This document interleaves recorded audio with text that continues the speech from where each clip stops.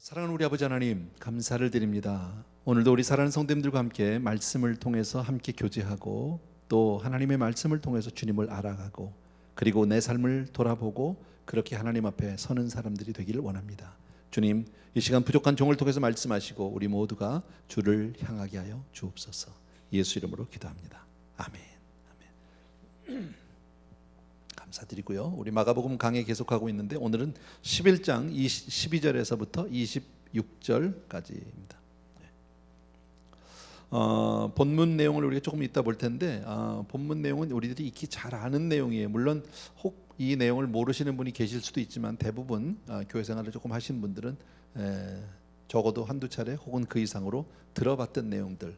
예수님께서 무화과나무를 이렇게 보시고 열매를 얻으려다가 못 얻으셔서 저주하신 내용, 그리고 성전에 가셔서 성전에서 장사하는 사람들을 꾸짖고 내쫓았던 그런 이야기, 그 내용인데 오늘 제목을 제가 왜 예수님은 무화과나무를 저주하셨나, 그 내용을 같이 살펴보려고요. 내용 자체는 여러분들이 이미 다 어느 정도 이렇게 그 이야기는 알고 있는데 그 내용을 파악하고 있는 분들은 그리 많지 않으세요. 생각보다는요. 그냥 사건으로만 알고 계신 분이 참 많아요. 여러분 한번 생각해 보십시오. 한번 예수님이 무화과나무를 보고 열매를 얻으려다 얻지 못하셨을 때 저주를 하셨어요. 평소에 주님답지 않으세요. 그죠? 우리가 아는 주님은 적어도 그런 일로 그렇게 열을 받으시고 화내실 분은 아니죠. 그죠? 근데 우리 주님은 그 나무를 저주하셨고 결국 나무는 뿌리채 말라버려서 말라 죽었어요. 또 그 이후에 성전에 처음 가신 것도 아니에요. 이게 근데 이 성전에 들어가셔서 장사하는 사람들을 봤어요. 그 안에서. 왜 성전에서 장사를 하게 되느냐 하는 것은 뭐 여러분들이 아시겠지만요. 당시에 이제 제사를 지내려면 제물이 있어야 되는데 제물을 미처 가져오지 못한 분, 혹은 가지고 왔다 할지라도 그 제물이 제사 드리기에 합당한지, 순전하고 점이 없고 흠이 없는지 뭐 이런 것들을 검사해야 되기 때문에 안 되면 헛걸음할 수 없으니까 거기서 이제 소를 사거나 양을 사거나 혹은 비둘기를 사거나 등등, 혹은 성전에 들어갈 때 성전세를 바치게 되죠. 그때 그 성전세를 바칠 돈이 없으면, 반세겔이잖아요. 반세겔짜리가 없으면 바꿔야 되는데 그런 이런 어떤 뭐랄까요, 장사를 하면서 좀 폭리를 취했다고 할까요? 당시에 그 기록을 보면요. 예를 들어서 반세겔을 반세겔로 바꿔줬다면 무슨 문제겠습니까만은 반세겔을 바꾸기 위해서는 뭐 한 세겔을 줘야 된다든지 이렇게 웃돈을, 또 소를 한 마리 바꾸려고 해도 내가 가지고 온 소는 안 되고 그 소는 거기서 준비해 놓은 소는 되는데 그 소는 굉장히 비싸다든지 뭐 이런 거예요. 어쨌든 거기에 대해서 우리 주님께서 막 성전에 가서 막 과격하게 그들을 꾸짖고 그들을 내쫓고 막 상을 둘러엎고, 평소에 주님의 모습 같지 않아요. 주님이 십자가를 향해서 갈 때 이사야서를 보게 되면 잠잠한 양 같아서 그 입을 열지 않았다. 저항하지 않으셨어요. 당신이 십자가 달려 돌아가시면서도 한 번도 거기에 대해서 반항 저항하지 않으셨던 분이 오늘은 좀 이상한 거죠. 그래서 이에 대해서 사람들은 이제 유명한 사람 두 분 이야기를 제가 잠깐 알려드린다면, 이 영국의 그 노벨 수상자이기도 하고 수학자로 알려진 그 버트랜드 러셀이라는 분이 계시는데 돌아가셨지만 지금은요. 그분이 쓴 유명한 책이 있습니다. 왜 나는 크리스찬이 아닌가? Why I am not a Christian 이라는 책이 있습니다. 그 책에서 그분은 이렇게 얘기합니다. 바로 이 구절, 이 무화과나무의 이야기를 가지고 이렇게 얘기합니다. This is a very curious story. 이거 정말 이상한 얘기다. Because it was not the right time of year for figs. 이때는 바로 무화과 열매를 얻을 때가 아니다. 자직 때가 되지 않았다. 이제 그런 얘기죠. 그래서 누구도 그 나무에 대해서 이렇게 blame할 수 없다. 그런데 주님이 하셨다, 그 얘기죠. 예수님이 자기가 볼 때는 성자라면, 적어도 진정한 성자라면 배고프다고 먹을 것 얻지 못했다고 해서 나무를 저주하고 이런 분이라면 성자가 아니다. 그래서 나는 크리스찬이 될 수 없다. 뭐 이런 논리겠죠.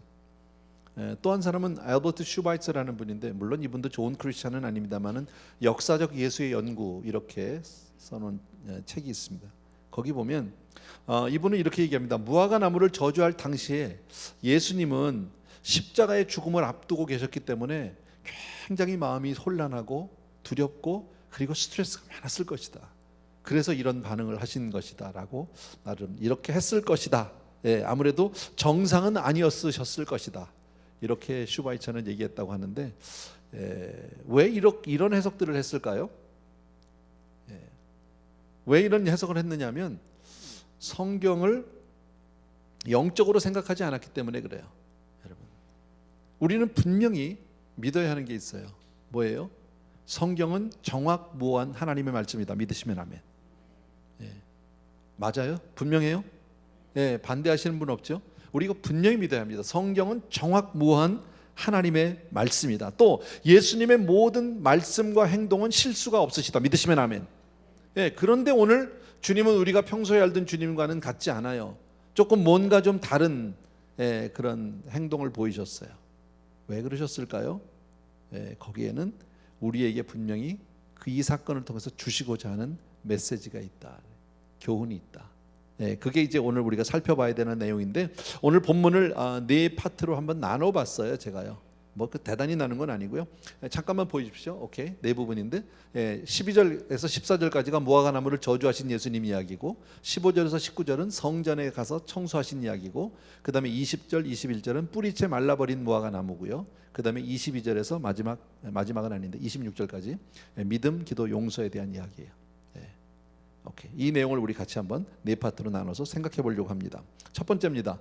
12절부터 14절 말씀을 우리 같이 한번 보시는데, 읽기는 제가 읽습니다. 여러분은 눈과 귀로 봐주시면 됩니다.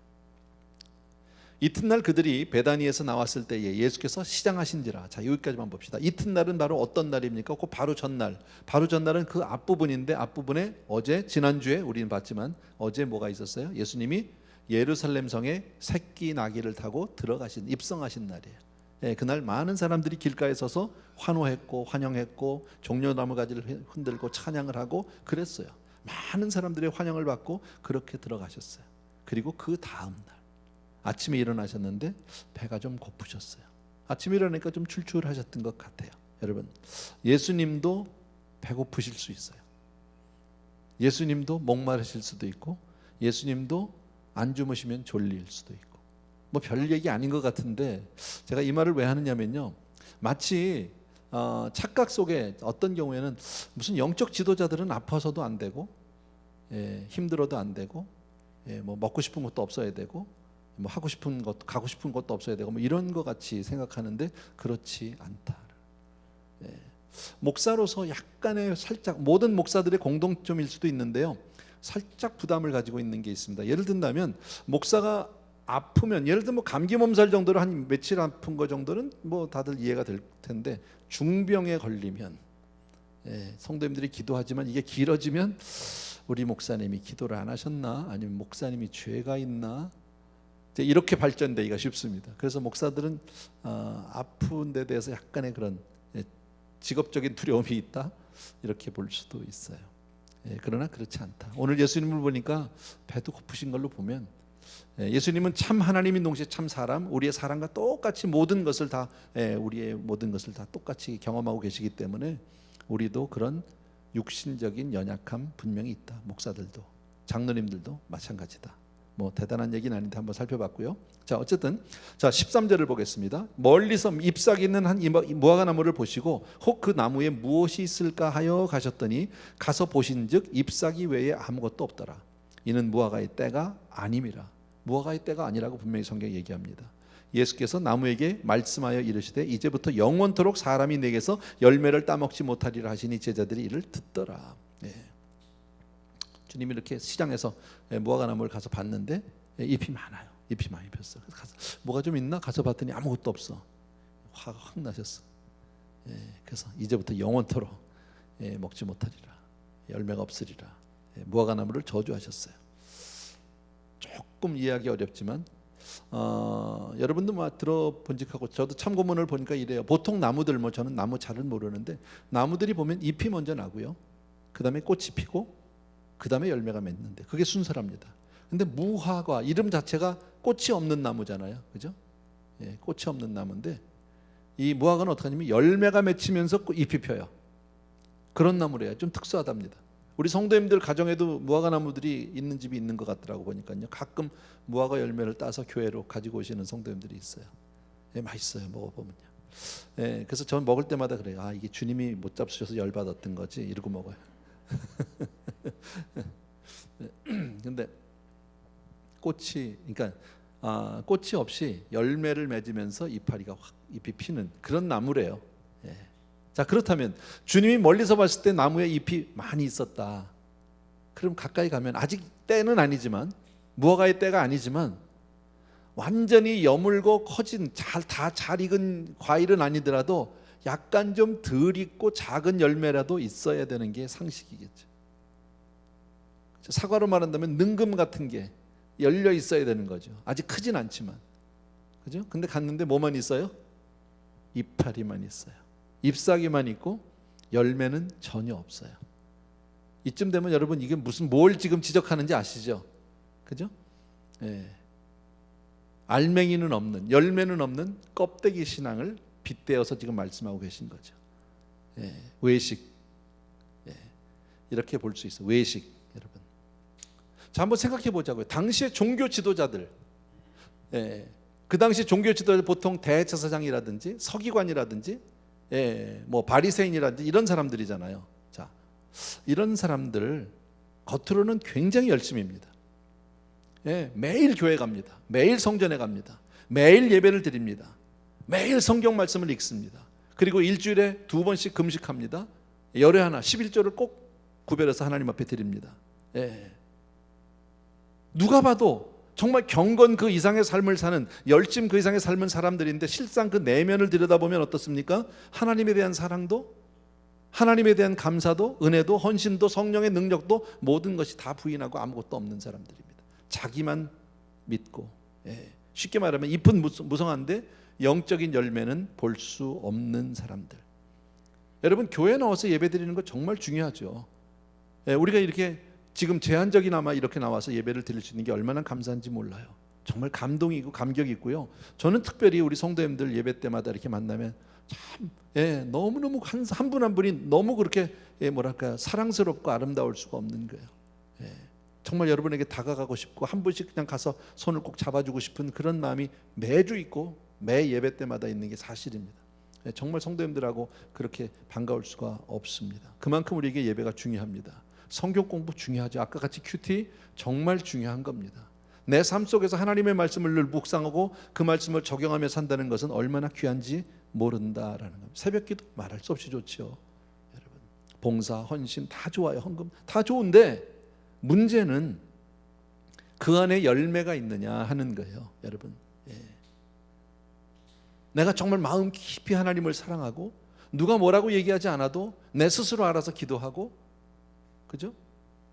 다른 사람이 누가 시키지 않아도, 아무도 보지 않아도 내가 숨어서 봉사하고 헌신하고 하는 그 모습들이 있느냐라는 겁니다. 여러분, 아무리 세상이 달라지고 아무리 바빠도 하나님과 교제하고 있는, 하나님과 나와의 아름다운 교제를 하고 있는 그런 열매가 있느냐라는 거예요. 예. 겉모양만 화려하게 갖추었다고 해서 그것이 신앙의 열매가 있다고 볼 수는 없죠. 제가 가끔 이런 말씀 드리잖아요. 직분과 영성은 비례하면 제일 좋은 거예요. 그게 이상적인 거예요. 쉽게 말하면 집사님 때 영성보다는 권사님이 됐을 때 영성이 더 좋고, 권사님보다는 장로님 되니까 더 깊어지고, 예, 목사가 되면 말할 수도 없고 뭐 이렇게 돼야 되는 거예요. 예, 직분과 혹은 신앙의 연조와 더불어서 영성도 깊어지고 좋아진다면 너무 좋은데 실제는 어떻습니까? 직분과 영성은 비례하지 않아요. 예, 많은 경우에 그렇지 못한 경우가 많아요. 예, 이건 정말 안타까운 거죠. 오늘 성경 말씀을 보게 되면 이것은 바로 입만-무성한, 예. 우리가 잘 아는 우리 주님의 그 산상수훈, 주님이 이 땅에 오셔서 공생애 중에 최초로 하신 설교죠. 공적으로 하신 설교의 내용이, 설교문이 마태복음 5장, 6장, 7장, 석장에 걸쳐서 쭉 나와 있어요. 그죠? 산상수훈 복 있는 사람은 하는 것부터 시작해서요. 예. 그 내용을 읽어보면 거기는 전부 내면적인 이야기, 내면의 변화에 관한 이야기지 겉의 이야기가 뭐 하나도 없어요. 껍데기가. 그러니까 신앙은 결국 속 사람의 변화예요. 근데 지금 이 사람들은 어떻습니까? 겉으로는 다 제사장이고 바리새인이고 날마다 교회 가고 날마다 예배드리고 다 하는데 알맹이는 없어요. 열매는 없는. 예. 정말 우리는 이 말씀을 통해서 또 한번 돌아봐야 되는 게, 나는 날마다 주님과의 동행을, 주님과 나는 동행하고 있고 그 가운데 나의 인격의 변화, 인격의 성숙, 혹은 영적인 열매들을 맺고 있는가. 이것을 처음에 주님이 무화과의 나무를 비유해서 빗대어서 우리에게 교훈해 주셨다. 두 번째입니다. 15절부터 18절을 보겠습니다. 성전을 청소하신 예수님인데 제가 읽을게요. 그들이 예루살렘에 들어가니라. 예수께서 성전에 들어가사 성전 안에서 매매하는 자들을 내쫓으시며 돈 바꾸는 자들의 상과 비둘기 파는 자들의 의자를 둘러 엎으시며 아무나 물건을 가지고 성전 안으로 지나다님을 허락하지 아니하시고 이에 가르쳐 이르시되 기록된 바 내 집은 만민이 기도하는 집이라 칭함을 받으리라 하지 아니하였느냐. 너희는 강도의 소굴을 만들었도다 하시매 대제사장들과 서기관들이 듣고 예수를 어떻게 죽일까 하고 꾀하니 이는 무리가 다 그의 교훈을 놀랍게 여김으로 그를 두려워함일러라. 주님은 무화과 나무를 저주하신 이후에 바로 성전으로 들어가셨어요. 그리고 거기서 장사하는 사람들을 꾸짖고 그리고 그들을 내쫓으셨어요. 말씀드린 대로 평소의 모습은 분명 아닙니다, 여러분. 자, 성전에 이 모습을 우리가 그 장소에 한번 상상 속에 한번 가본다면요, 많은 사람들이 성전에 모여서 예배하고 있었을 겁니다. 그죠? 그런데 주님이 그들을 찾아가셔서 하신 말씀이 뭡니까? 너희가 하나님의 성전 만민이 기도하는 집을 강도의 소굴로 만들었다라고 그들에게 아주 호되게 책망하셨어요. 그리고 다 뒤집어 엎고 내쫓고. 여러분, 뭘 얘기할까요? 주님이 우리에게 영적 청결함, 신앙은 깨끗한 게 파워예요. 신앙은 순결한 게 파워예요. 그런데 본질을 잊어버렸다는 거죠. 여러분, 하나님이 진짜 저와 여러분에게 진정으로 원하는 것은 깨끗한 거예요. 여러분, 우리가 얼마나 교회를 오래 다녔느냐, 우리가 얼마나 교회를 자주 오느냐, 얼마나 내가 예배를 많이 드리느냐, 얼마나 내가 성경 공부를 하느냐, 그거 다 중요하지만 그 가운데 내가 순수함을 잃어버렸다면, 깨끗함을 잃어버렸다면 그건 정말 하나님 앞 보시기에 책망받을 일이다, 이 얘기죠. 여러분, 당시에 우리 종교 지도자들 한번 생각해 보자. 생각해 보시면요, 이렇습니다. 하나 물을게요. 여러분들 질문을 할게요. 지금 그 당시에 종교 지도자들이 하나님을 믿을까요, 안 믿을까요? 어려운 질문 아닌데. 믿을까요, 안 믿을까요? 믿어요, 맞아요. 믿어. 자, 이 사람들이 예배를 드릴까요, 안 드릴까요? 예배 드려요. 하나님을 사랑할까요, 안 사랑할까요? 사랑해요. 맞아요, 여러분. 근데 문제가 뭘까요? 지금 주님이 이렇게 그들을 책망하는 이유가 뭘까요? 하나님도 믿고 하나님도 사랑하고 예배도 드리고 다 하는데 지금 주님이 이렇게 화를 내시면서 이들에게 책망을 하시는 이유는 그들이 다 하는데 문제는 그들의 마음 속에, 그들의 삶 속에 하나님보다 더 사랑하는 게 있다라는 거죠. 그렇게 다 주님도 사랑하고 교회도 사랑하고 다 하면서 뭐 하고 있어요? 이 사람들이 뒤로 돈 벌고 있다라는 거죠. 교회를 이용해서 그 자기 어떤 자리를, 위치를 이용해서 남의 돈을 갈취하고 있다, 돈에 대한 욕심을 채우고 있다, 뭐 이렇게 볼 수 있겠죠. 그렇죠? 달리 말하면 그들에게는 하나님보다 돈이 더 중요한 거예요. 성전은 분명히 하나님 앞에 나와서 예배하고 기도하는 곳인데 그 거룩하고 정말 기도하는 곳을 자기들의 사리사욕을 채우는 곳으로 바꿔버리고 말았다는 거지. 하나님을 모르는 게 아니에요. 너희가 이 성전을 강도의 소굴로 만들었다라는 겁니다. 저는 말씀을 준비하면서 이런 생각을 해봤습니다. 이 말씀이 당시의 바리새인들, 대제사장들에게만 국한된 이야기라면, 그런 사건이라면 굳이 이 말씀을 우리에게 알려주셔야 될 이유가 없어요.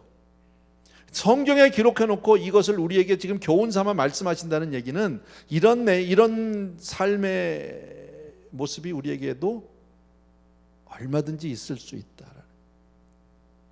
가끔 우리가 뉴스나 신문을 보면 이런 얘기 나오죠. 목회자들의 어떤 타락, 목회자들의 어떤 부끄러운 이야기들이 나옵니다. 이제 뭐 구체적인 예는 지금 제가 생각이 나지 않는데요. 자, 그러면 하나 물을게요. 그분들이 처음 하나님 앞에 은혜를 받고 신학을 하고 그리고 목사 안수를 받고 목사가 되었을 때는 어땠을까요? 그때도 이분들은 그렇게 자기 욕심을 채우고 삐뚤어진 길, 잘못된 길을 좋아했을까요? 아니면 순수했을까요? 순수했어요, 여러분. 우리가 처음 은혜 받았을 때 어땠습니까? 정말 순수했어요. 목사 안수, 여러분은 잘 모르지만 안수 받을 그때, 그 안수 받을 때 내 삶의 마음의 자세는요, 이건 그 무엇과도 비교할 수 없어요. 정말 하나님 앞에 다 바치고, 생명까지도 내놔도 조금 더 아깝지 않은, 어떤 거기에 대해서 뭐 내가 생명 내는 하나님 뭐 주실 이런 게 아니에요. 그냥 드리고 싶은 거예요. 너무 순수한 거예요. 근데 그랬던 사람들이 시간이 지나면서 자기의 기득권을 챙기기 시작하고 뭔가가 잘못되기 시작하다 보면 이렇게 그걸로 자기의 사리사욕을 채우는 사람이 될 수도 있다라는 거죠, 여러분. 다른 말로 얘기하면 세월이 지나면서 하나님보다 더 소중한 것들이 생기기 시작했다. 처음에는 정말 주님 한 분이면 됐어요. 은혜 받고 나니까 정말 주님 외에는 내가 더 원하는 게 없고 뭐 He's all I need.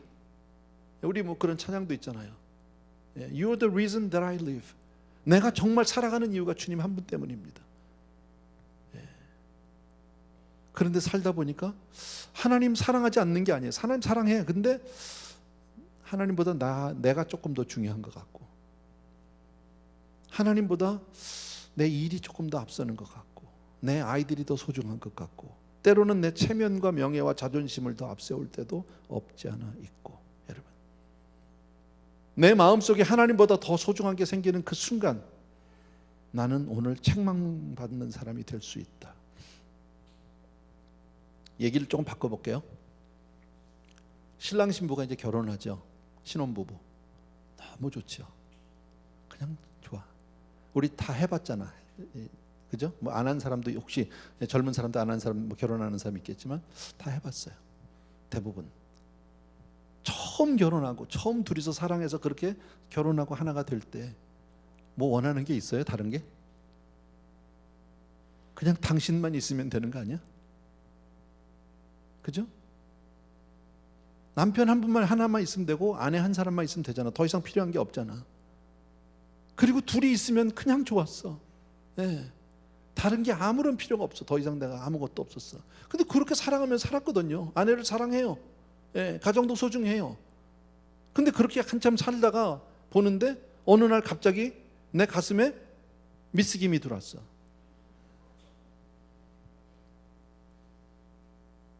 그죠? 그래서 미스김이 점점 커져. 쉽게 말하면 뭐라고 그래요? 그걸 가지고 오늘 그 얘기예요. 하나님이면 다였었어. 나한테 하나님, 그분 한 분이면. 근데 하나님이 아닌 또 다른 무엇가, 지금 오늘 여기서는 돈이겠지만 물욕 이런 것들이 자리 잡고 나왔어요. 뭐라고요? 이것을 영적 간음이다. 이렇게.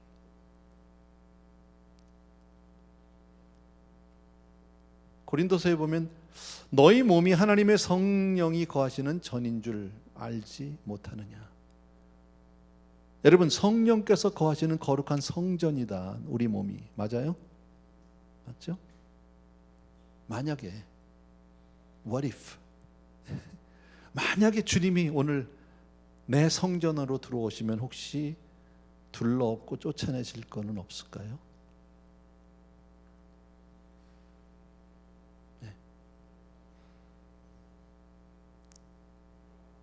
20절 21절 그들이 아침에 지나갈 때에 무화과 나무가 뿌리채 마른 것을 보고 베드로가 생각이 나서 여짜오되 랍비여 보소서 저주하신 무화과 나무가 말랐나이다. 하루가 또 지났어요. 그 다음 날 어딘가를 가는데 베드로가 딱 그 나무가 봤어. 어저께 확 말라버렸어. 참 이거 기적이지, 그죠? 놀라운 일이지. 이거 있을 수 없는 일이야. 보면요, 여러분, 우리가 꽃꽂이만 해도 잘하면 한 일주일 가요. 좀 시들긴 하지만, 그죠? 나무가 하루아침에 말라요? 이거는 이성적으로나 상식적으로는 말이 되지 않는. 그러니까 베드로는 놀랄 수밖에 없는 거예요, 당연히.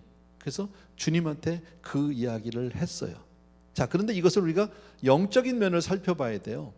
베드로가 놀라는 건 우리 인간적으로 충분히 이해가 되고 납득이 되는데 이게 진짜 놀랄 일입니까? 그걸 물어보셔야 돼요. 무화과 나무가 마르게 된 이유가 뭡니까? 주님이 그렇게 말씀하셨어요. 주님이 저주하셨기 때문이에요. 여러분, 주님이 누구세요? 우리 주님이 전능하신 분이세요. 믿으세요? 주님이 전능하시다면 아니 될 게 뭐가 있겠어요? 나무가 하루 만에 마르든 그 즉석 말라버리든 당연한 거죠. 주님이 하셨기 때문에 주님 말씀하시니까 당연해야 하는데 이것을 온전히 받아들이지 못하는 베드로의 믿음 없음을 볼 수 있었어요. 이해가 되시면 아멘. 제가 지금 얘기하는 거 이해되세요? 자, 그래서 지금 이제 22절부터 25절까지가 오늘 말씀의 결론이에요. 오늘의 사실 메시지의 핵심이에요. 자, 이 내용을 뭐냐면 지금 우리 주님께서 무화과 나무를 저주하신 외식 얘기했죠, 아까요. 입만 무성하고 열매가 없는 외식, 성전 청소 다 하는 척하고 겉으로는 멀쩡한 척하면서 속으로 딴짓하는 영적 간음, 이런 얘기했단 말이에요. 자, 왜 이렇게 됐느냐는 거예요. 아까도 말씀드렸죠. 우리의 처음 신앙은 누구보다도 순수했어요.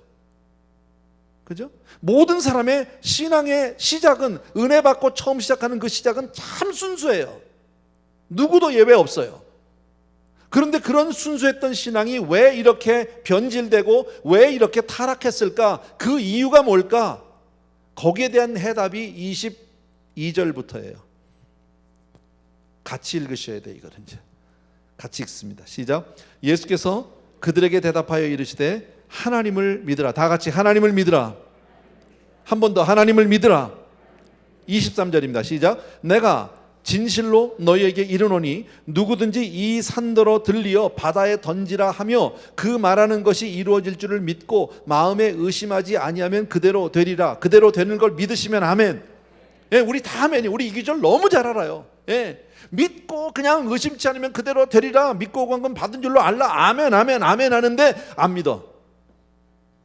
이게 우리의 현실이에요. 자, 생각을 바꿔봅시다. 왜 외식을 할까요? 그렇게 순수했던 사람들이 왜 껍데기로 왜 그렇게 외식하는 사람이 됐을까? 왜 하나님 앞에 그렇게 영적인 간음을 하는 사람이 되었을까? 이유를 다룬다면 믿음이 없었기 때문이에요. 믿음이 없어서, 쉽게 말하면요.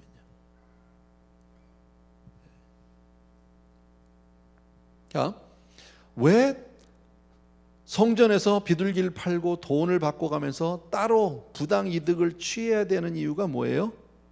안 믿어져서 하나님이 먹여 살려주신다는 게. 그죠? 아까 얘기했잖아. 처음 은혜 받았을 때 우리가 생활 걱정하지 않았어. 시간 봐가면서 예배 오지 않았어. 형편 봐가면서 내가 하나님을 찾지 않았어. 그때는 주님만 계시면 다 됐어. 나머지 거는 하나님이 알아서 하실 거야.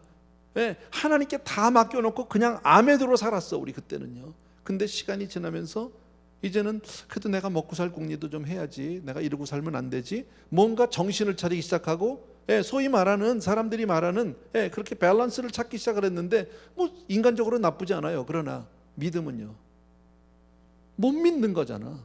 하나님을요. 지금 주님이 우리에게 말씀하시는 건 그 얘기를 하는 거예요. 그래서 주님이 말씀하신 게, 아까 나무 마른 것 가지고 깜짝 놀라서 얘기했더니 주님이 더 어마어마한 비유를 들어주시는 거예요. 나무 하나 마른 거 가지고, 네가 믿음만 있으면 산도 바다에다 던져.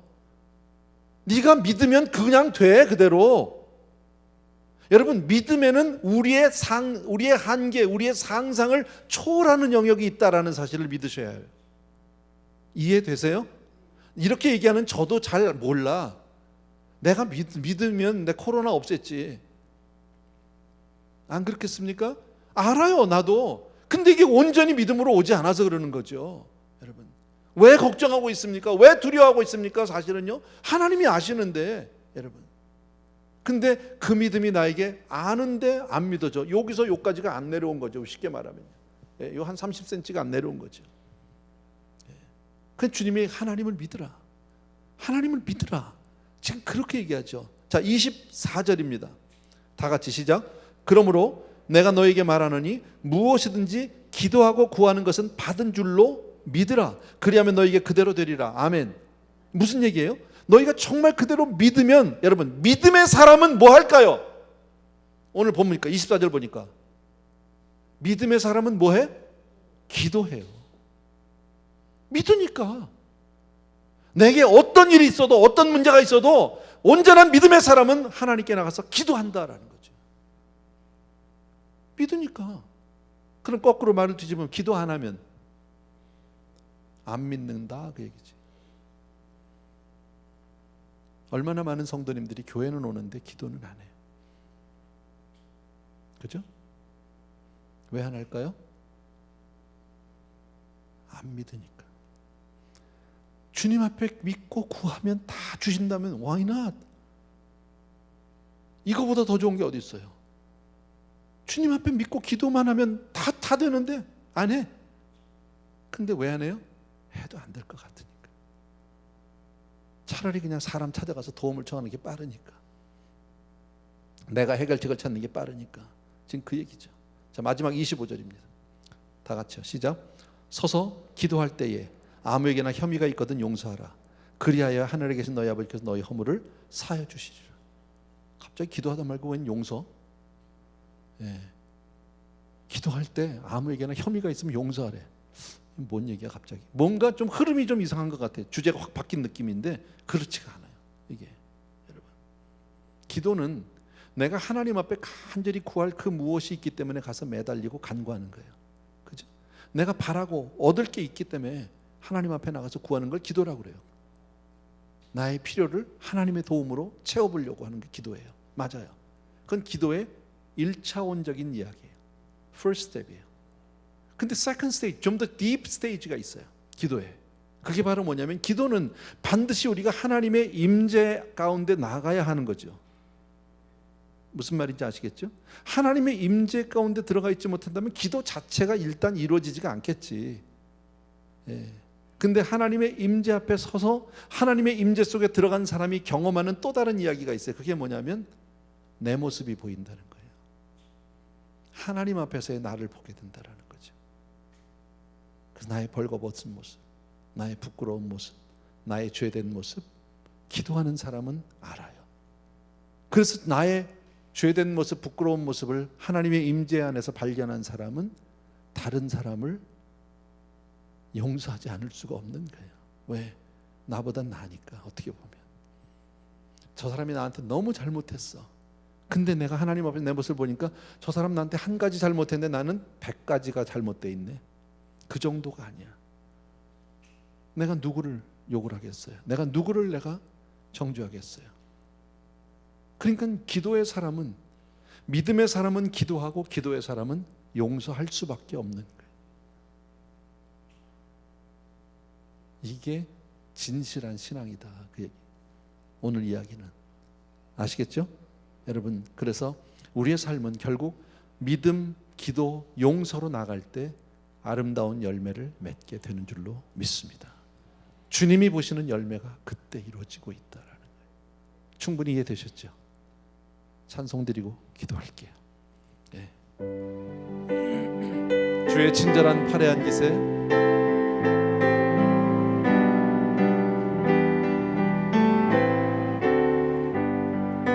주의 친절한 팔에 안기세. 우리 마음이 평안하리니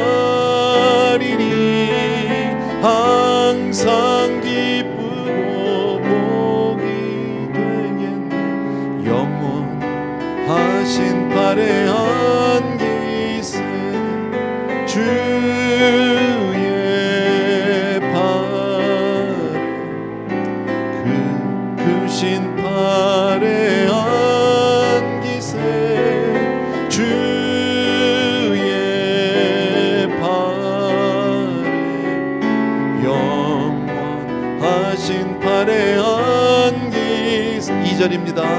주 날이 갈수록 주의 사랑이 두루 광명하게 비치고 전성 가는 길 편히 가리니 영원하신 팔에 안기세.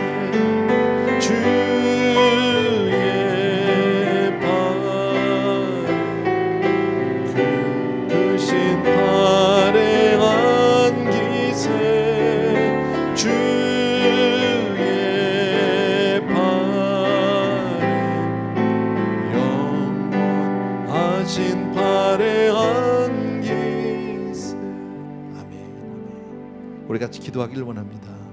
오늘 말씀 충분히 여러분 이해하셨으리라고 믿고요. 주님, 그렇게 우리가 처음 신앙 회복하게 하여 주옵소서. 주님 앞에 순전한 믿음으로 오직 주님 앞에 무릎 꿇고 그렇게 나가는, 나도 모르게 주님 외식의 옷을 입을 때도 있었고 나도 모르는 사이에 살아는 주님, 내가 주님이 아닌 다른 것들에 내 마음을 빼앗기기도 했던 것 솔직히 고백합니다. 이 시간 주님 앞에 그렇게 나가고 믿음의 사람 되게 해 주옵소서. 기도의 사람 되게 해 주옵소서. 그리고 용서의 사람 되게 하여 주옵소서. 같이 한번 기도하겠습니다. 은혜로우신 아버지, 이 시간 우리 귀한 성도님들과 같이 기도합니다. 주님, 나의 연약함, 나의 부족함 주님 앞에 내려놓으시는 기도 주여 받아주시옵소서. 오 나의 사랑하는 아버지, 능력의 우리 아버지, 주님 앞에 참으로 고마우신 아버지, 오늘도 말씀을 통해서 나 자신을 돌아볼 수 있도록 도와주시니 감사합니다. 아버지, 하나님을 온전히 믿음으로 그렇게 열매 맺는 사람, 주님 주 외에 더 다른 것 원치 않고 주님 앞에 나가는 사람들 될 수 있도록 주여 도와주시기를 간절히 예수님으로 할렐루야.